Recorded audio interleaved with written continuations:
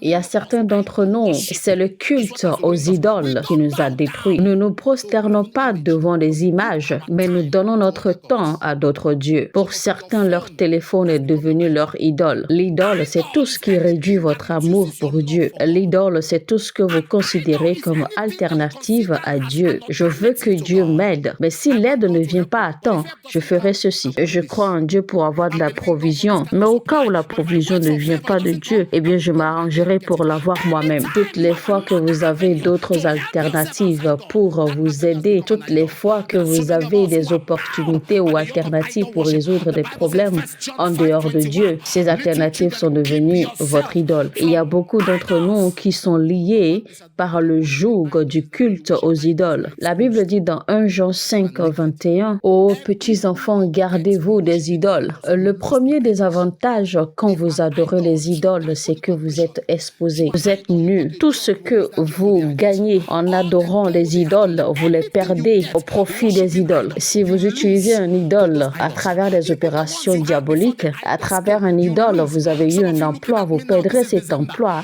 au profit de l'idole. Tous ces torts qu'il semble contenir, tout ce que vous gagnez en adorant des idoles, vous les perdez au profit de ces idoles. Même tout ce que vous possédez avant même commencez à adorer l'idole, vous perdrez tout. Certains d'entre vous, maintenant, la période là qui est passée en décembre, vous n'êtes pas allé visiter les féticheurs, vous n'êtes pas allé voir les traditionalistes, mais vous avez envoyé votre argent. Certains d'entre vous, vous n'allez pas visiter ces endroits-là, mais vous envoyez toujours votre argent et vous demandez à ce qu'on fasse des recherches pour vous, qu'on consulte pour vous. Partout où votre argent est allé, vous êtes allé. Est-ce que je m'adresse à quelqu'un? Va m'aider à consulter. J'ai juste besoin de quelque chose pour la protection. Il y a des gens qui vont à l'église, mais qui visitent toujours les traditionalistes. Si Dieu est Dieu, servez-le. Si Baal est Baal, servez-le. Parlant de servir les idoles, il ne s'agit pas seulement de se prosterner devant des images fabriquées. Même les feuilletons que vous regardez, à des heures où il faut normalement prier peut devenir un idole. Et certains d'entre vous, vous aimez jouer à des jeux sur votre téléphone à des heures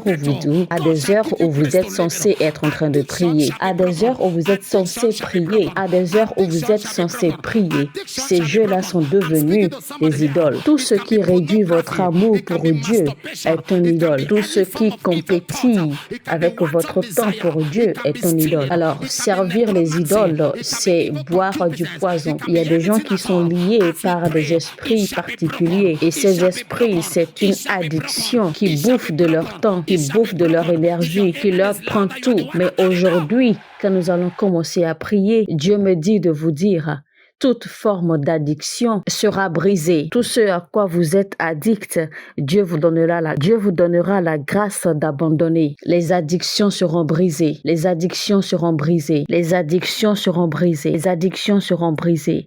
Je m'adresse à quelqu'un ici.